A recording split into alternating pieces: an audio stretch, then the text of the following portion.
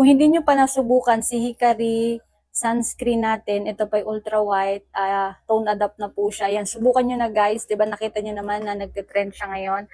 So, hiyang nga lang naman guys, 'di ba? So, kung hiyang sa akin at hindi hiyang sa'yo, wala tayong magagawa.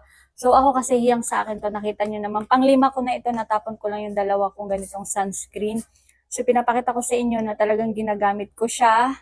Tapos 50 ml na po siya and then SPF 50 na siya, PA++++. O 'di ba? So ang nakuha ko siya nung una kong bili kasi isa lang.